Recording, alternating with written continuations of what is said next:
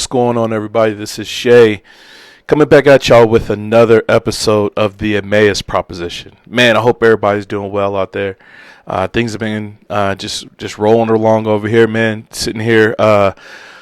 Today is the aftermath of the midterm elections yesterday, and things are just kind of shaking out. So I'm halfway paying attention, halfway, doing some stuff here in the office, doing some Bible reading, just thinking about life, thinking about God, talking to some folks. So it's been a normal day in the office, man, despite of the craziness that's happening in the world right now. Things are shaking and moving, man. So appreciate y'all, love y'all, hope y'all doing well, man.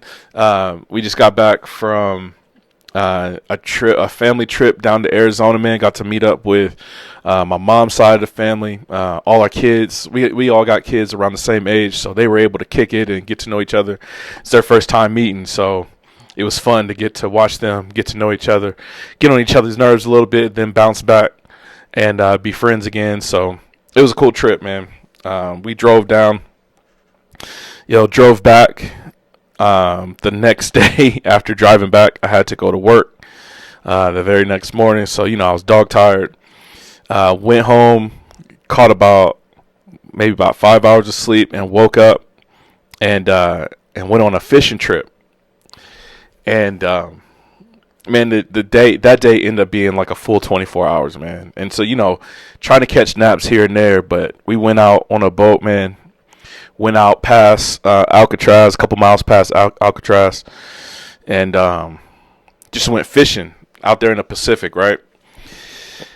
And man, it was cool. It was cold. It was cold in the mug, though. I can't even front, man. Like I had about 3-4 layers on, and the cold was still getting in. But it was a good time, man. There was a couple people on there. There was one dude. It was a couple people that were characters on there, is what I was about to say.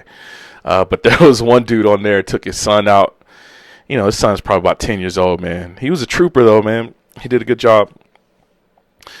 But what I wanted to talk about today, I want to talk about that trip a little bit. And it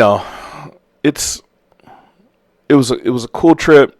And as you're fishing, right? I think this is the cool part about fishing is, like, you get a lot of just think time. Like you're sitting there contemplating. I know back in the day when I would go visit my dad in Ohio, and we would go fishing and stuff like that. That was when I was a little kid, and we might get in some waders and go out in the middle of the water, but for the most part, we stood on the bank. We're fishing. We're catching like bluegill, catfish, small, largemouth bass, stuff like that, right? But you just get think time. You just sitting there contemplating like life, and if you do try to say something to somebody who's beside you, and they shushing you all the time because you might scare the fish, and so you ruminate things in your brain. And in this fishing trip, it was no different. Just had a lot of time to think about like life, current situation that I'm in, like with the that vaccination thing that's still going on. What to do if things don't turn out the way I want them to, and thinking about all that kind of stuff, like career and what to do next, and all just life as far as that goes, right? Like thinking a lot about God, about the Bible, thinking about this channel, man, and what I hope God does with it. So just kind of thinking about my kids and life and my spouse, and just kind of going through all kind of thoughts in my brain. And one of the things that just kept coming back to me, man, is I was looking down and looking out, and there's something about like the deep ocean or the deep sea. It's just like pure chaos, man. Like it's windy out, and you're out there on the water, and we're going along in a boat. You got the engine, so your boat is like riding on top of the waves, right? But because the water's so chaotic, man, sometimes you get launched a little bit off of wave, and it just disappears out from under you. You just like slam back down. sometimes the wave comes up on the right hand side, and so you feel it roll, and Lord forbid you stop, right? You stop out underwater, and you just at the mercy of whatever wave comes through. And I was thinking about that, thinking about how you had the fishermen back in Jesus's day, or in the Bible times, just overall, and more than likely they're fishing on the Mediterranean. And from what I hear about the Mediterranean, man, it's just as chaotic. And so those ancient people, the way they saw water, the way they saw like those deep waters like that, they just didn't know what was down there. So it like represented like chaos and disorder, and almost like it had an evil tint to it. I'm sure because people were out there on the boats, and their boats would sink, and they would lose family members and all kind of stuff, like a rogue wave come through, all kind of animals that are at the bottom of the sea, and so you just never knew, right? And so let me hip y'all to some of the stuff that I was thinking through. Here's the first one, the Genesis account. That was the first place where my mind went as I'm out on the water, so we're rolling along, and we launch out from one of the docks like that, and we're going for about an hour, maybe a half hour, something like that, and we look up, or I look, and we're coming up under the Golden Gate Bridge, and I'm just looking at it, and it's like, whoa. Like, this is like we're riding up under the Golden Gate Bridge, and there's Alcatraz and stuff like that. And then we get out into the deep. And if you look a direction, there's no land in sight. It's just as far as the horizon, as far as you can tell, it's just water. It's just space and opportunity. And I got to thinking like how Genesis, it describes the Holy Spirit hovering over the face of the waters, and like a mother bird, hovering over her eggs, right? Like that's the picture I get. Holy Spirit is hovering over the face of the waters, and the world at that time was void. Like it didn't have like structure to it. It's just pure chaos. And just thinking how, man, if I wasn't out there to witness that, it would just be, and like that raw, untamed power of deep water, to know that God conquers that chaos. I don't know. It was a thought that hit me kind of different as I was out there, and because you could tell, like, as some of those waves are coming along, like there was this one time I was looking, and there was some small bird that was just kind of chilling on the water, and the next thing you know, a small little wave just came over and just like, well, pow, like just hit right on top of whatever bird that was. I didn't see it fly away, so I don't know. I'm sure he was fine. I'm sure that was just a normal Tuesday for him. But yeah, just I'm sure if that bird had saw it coming, he would have moved. But because it's so random, so chaotic, so just like it's such a destructive force, that the deep sea like that.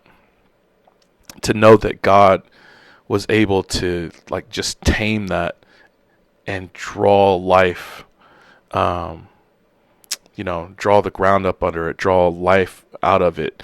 I'm not saying we ascended from fish or anything like that. I'm just saying like God like made life happen when there was nothing but a void, just utter chaos. You know what I mean? So that reminded me of that story. Another story that it reminded me of was Jonah, right? So you have the story of Jonah. God tells Jonah, "Yo, I want you to go tell the Ninevites that I love them, the people of Nineveh. I want you to go to their town, tell them they need to repent so they can come to me." And Jonah's like, "I don't want to do that because I know you'll actually forgive them, and I hate them. I despise them." And so which is hilarious, right? Like the Bible pulls no punches. This is Jonah, dang near being a racist, right? Jonah was perfectly okay with his people being saved, but he wasn't okay with people from another part of the country being saved, like in another part of the land, right? Nineveh is in, I want to say, people think it's either in like Syria or Iraq, Iran, somewhere in there. And so Jonah's like, I don't like those people. I don't like those people. And so I know you'll forgive them, so no thank you. I'm not going to go. Instead of going to Nineveh, he goes the opposite way. I want to say it was like Tarsus or something like that. I might be wrong about that. I'll check that later. But God is like, I told you to do something. And so as Jonah is on the boat, God sends a storm after Jonah. And so here's what my thought was as I was out there on the water. There's no storm.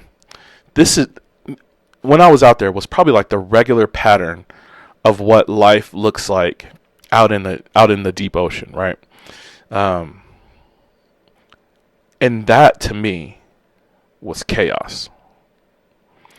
I was just thinking to myself as I was out there on the boat, what would a God ordained storm feel like if God like sent a storm after me? And I was like, oh my goodness, I can't imagine.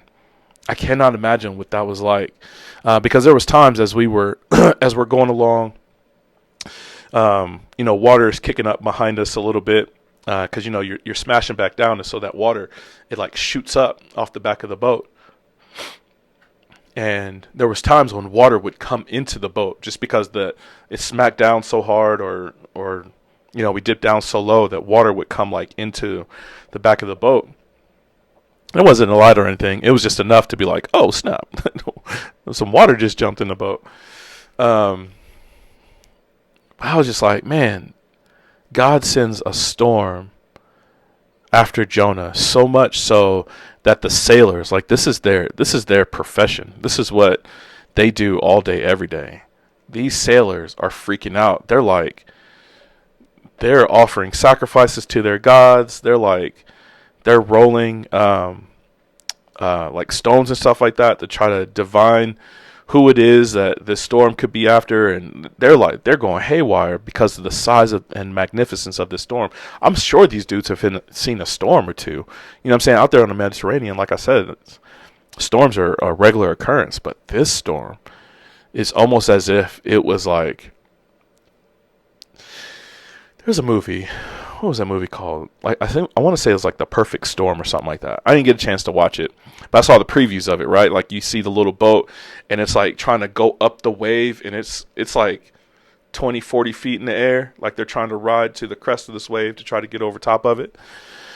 I feel like that's kind of what this storm was like for these dudes. And as I'm out there on the boat, right, this is a thought that'll freak you out as you're out there and you're trying to imagine like what a storm like that would be like. And you don't see any land in sight. It's like, oh man, yo God, please don't, let's just not today. So God sends the storm after Jonah. He's in the bottom of the boat trying to catch a nap, and they're like, yo man, you need to get up.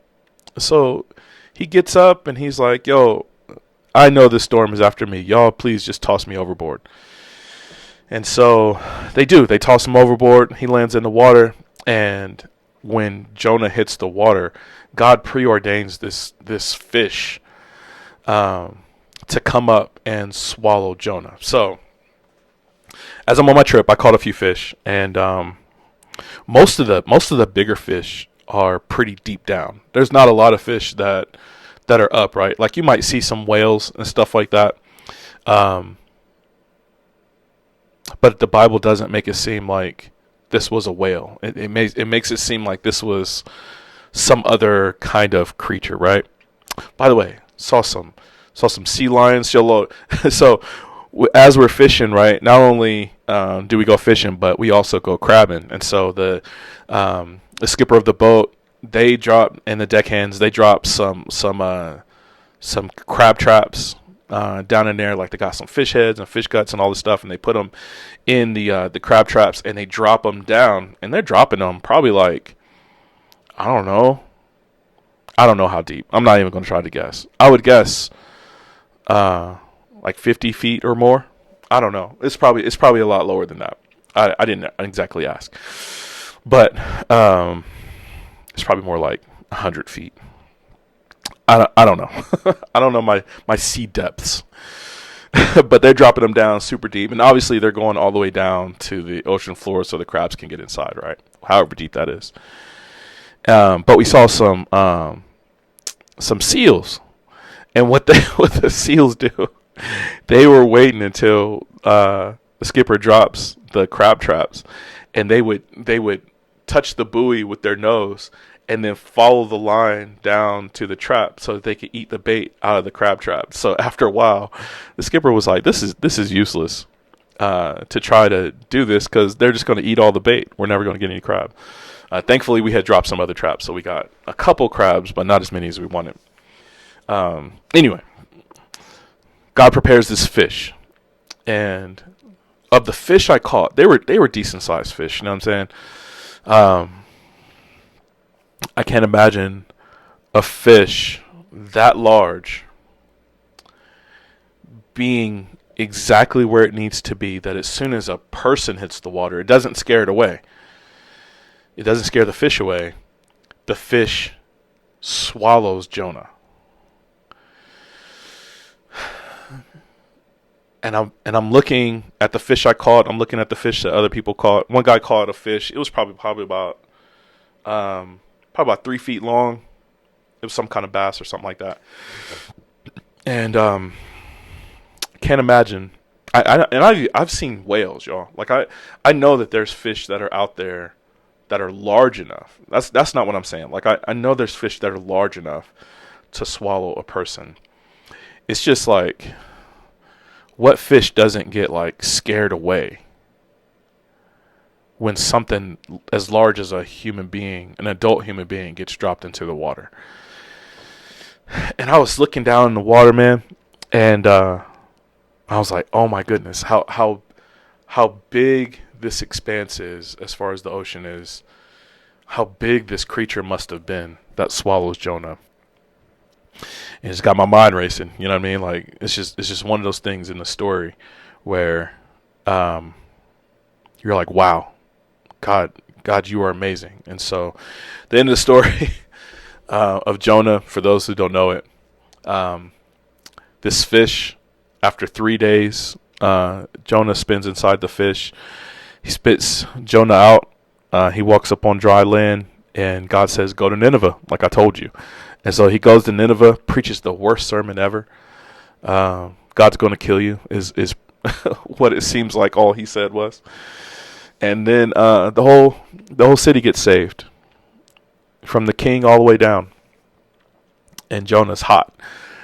And he goes and he sits up under a tree, and he's trying to get some shade from the sun. And then God sends a worm to eat the tree. I don't know what kind of worm this was, y'all. But Jonah is then like really hot. He's like, God, why are you letting this stuff happen? God's like, why? You care more about the tree than you do about the whole city that I just saved. And then the book ends. Anyway, so that story not only made me laugh, but kind of freaked me out a little bit. You know what I'm saying? Like, you're out there on the water and you're thinking about a story like that, how, you know, the storm and the fish, and you're just like, man, God, I don't want that to happen to me. How about that? And how cold the wind was. I imagine the water had to have been freezing. So there was a lot of times I was processing, like, what would it be like to accidentally fall out of the boat? Because as you're rocking, right, the safety bar that's around the boat is only like a little lower than waist high. So you're having to like spread your legs out really far. One, so you don't topple over every 3 seconds. But two, like, to try to get below that safety bar a little bit, so that if a rogue wave does come, Like, it's not knocking you over the side. And there was a couple times, man, where I had to grab the bar like, whoa. And so my mind goes like, how cold that must be.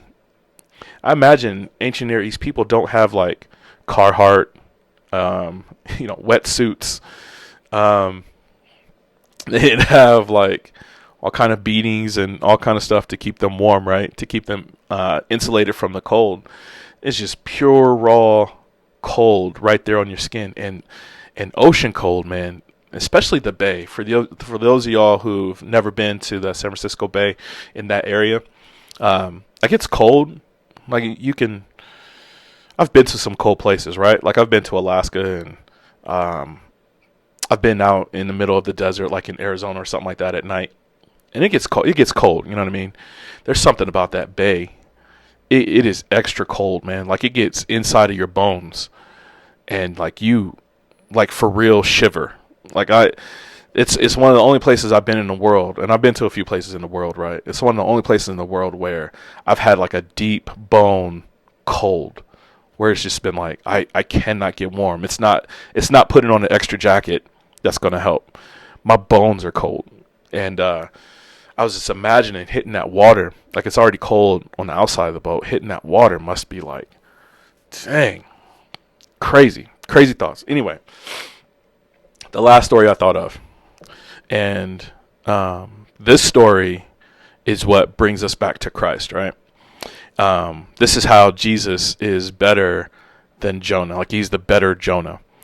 So where Jonah went into the boat as a form of rebellion from God and had no control. Like imagine what Jonah did. So Jonah told the fishermen, and they're worshiping other gods. And so essentially what Jonah is asking these fishermen to do, he's saying, make me your human sacrifice. That will calm down the storm. God never asked him to be a sacrifice. He asked him to go preach good news. So Jonah would rather be utilized as a human sacrifice than to go tell his enemies that God loves him. So there's that, right? Jonah was just it's a messy story as you look deep into it. Jesus, on the other hand, Jesus, in full submission to the Father, comes to earth, is born of a virgin, grows up, becomes a man. He's better than he's better than Adam. So he goes through all that trial. He's the better Adam. Where Satan comes along and tries to tempt him, and Jesus says, uses the word of God, says, Satan, you can't tempt me. I'm not like that first Adam.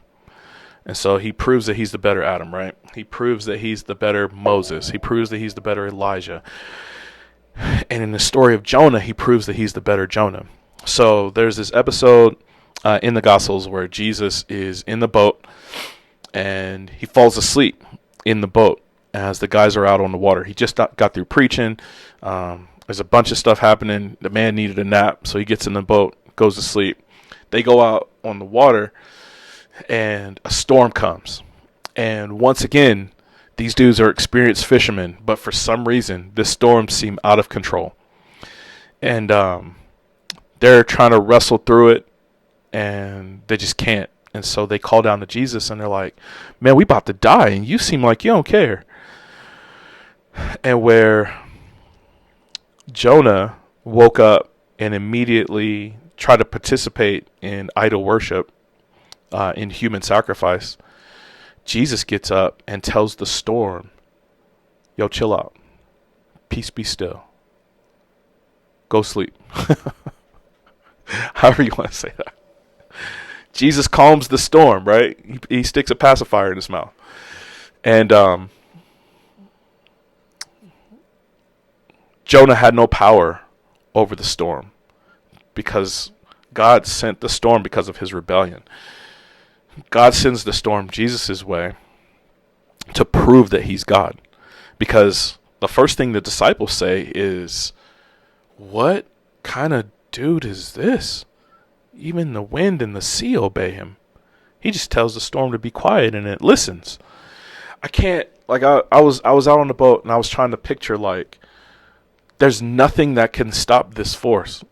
And there was, after like the 6th hour out on the boat, I found myself thinking, like, I just want it to stop. I think I'm done. I'm a little bit done with just rocking the whole time, and to hear that Jesus just calms the storm just at a word. Like, I imagine the disciples were in utter awe, because the calm that I feel like it describes, it's not like where it was on the boat that I was on, where the waves are just they're constantly moving you. From the way it seems when Jesus tells the storm, "Peace, be still," it was like it was still. And I can't imagine being out on the Pacific Ocean and looking out and there's no waves. There's no crests. There's no movement. But Jesus commands this water to chill out, to go sit down somewhere. And it listens. I was just processing that, man. Like, wow, this is amazing. And so, like, that obviously drove me into worship. But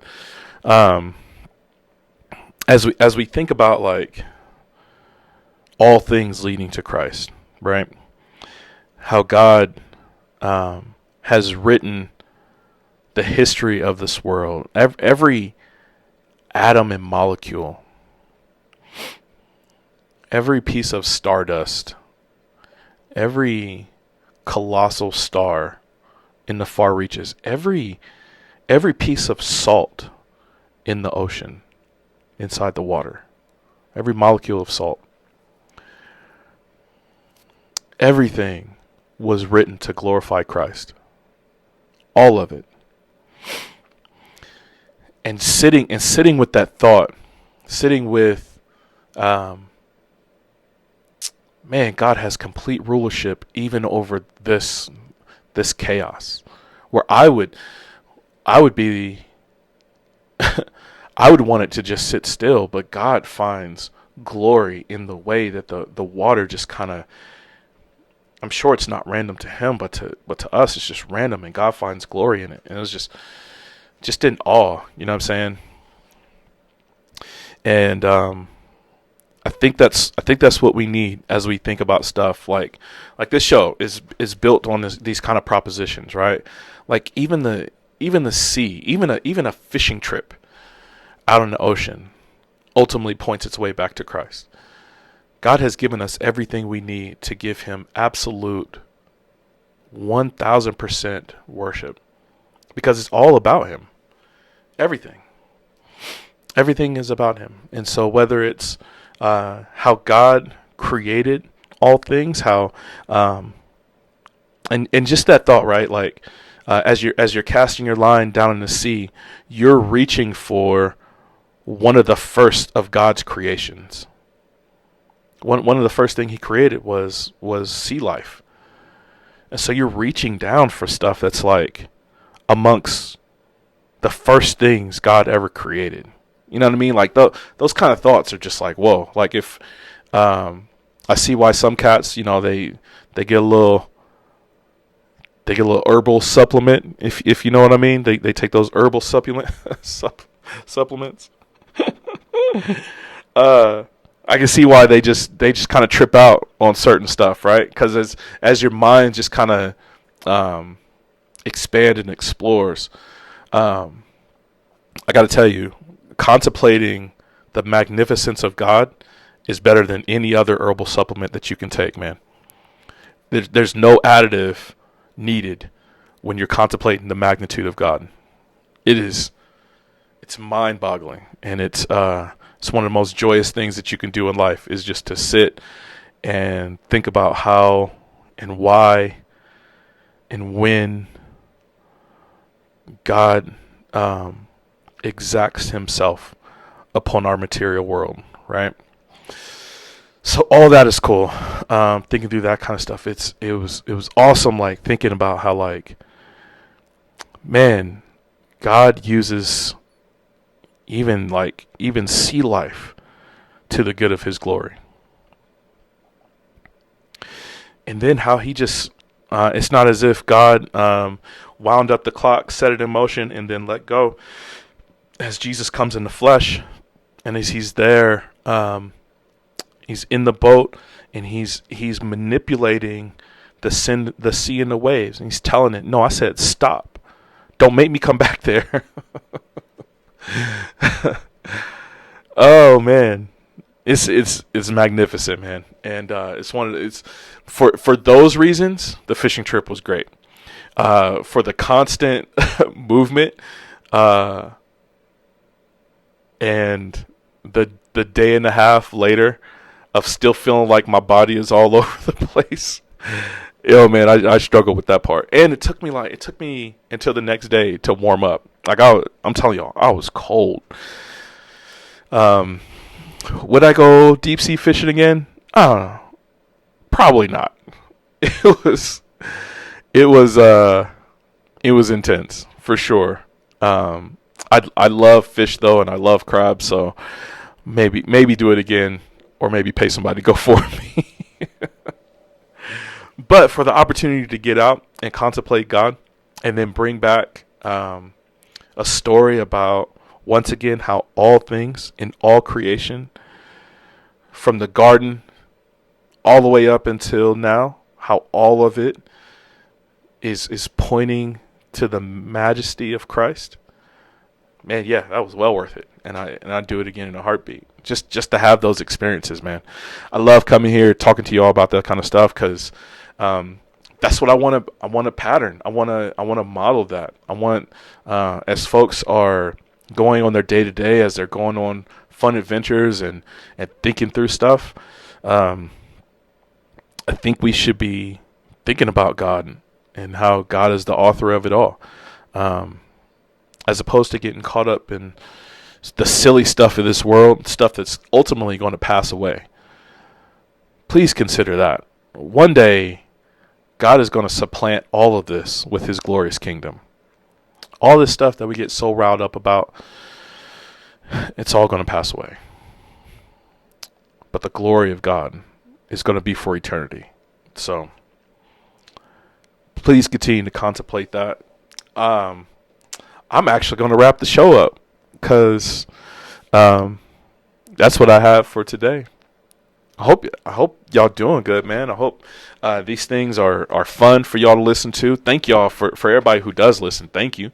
I appreciate it. Listen to me ramble on about silliness and glorifying God in the midst of it, man. I hope y'all can join me in worship, because it's cool. So I love y'all. Hope y'all doing good. Everybody that's listening on the podcast, y'all, I appreciate y'all, man. Thank y'all for the love. Thank you for the listens. There's people that are listening like out in Germany and stuff like that, man. That's pretty cool. So yo, keep telling folks, man, because that's exciting. It's exciting to think about this small voice proclaiming Christ to the world. Like that's just cool. For everybody that's watching on YouTube, thank y'all so much, man. I got this indication the other day that I have over 100 viewing hours, and I never would have thought something like that would fill me with so much joy. Not necessarily for me, though. It is, it is cool that God's using me, but just the thought that I'm on here just glorifying God and people are listening. That's awesome. So thank y'all for tuning in. Thank you for interacting with the content. The more you interact with the content, the more people see it. It's the way the algorithm works. So if you like it, if you like the videos, that's just a few more people that get a chance to see this video. If you subscribe and hit the notification bell, that's more people that get to see that it's content. YouTube thinks it's content that other people want to see. And then if you start commenting, oh my goodness, you'll get a chance to interact with me, man. I'm joking. It's cool, and I love y'all for everything that y'all are allowing me to do to the glory of God. Man, 1,000% appreciate it. So, if y'all need me, hit me up. My email is going to be down in the description box. If you want to come through and chop it up with your boy, y'all hit me up, man. I'm going to try to reach out to a couple folks and see if we can get some guests on. It's been a while. But I love y'all, man. I hope y'all doing good. To the glory of God, man, let's keep pressing. Let's keep loving Jesus as we walk down this road that's left Emmaus, but man, it's going to walk all the way until Christ comes back. So it is the Emmaus proposition. Thank y'all for tuning in, and I love y'all. See y'all next time. Grace and peace.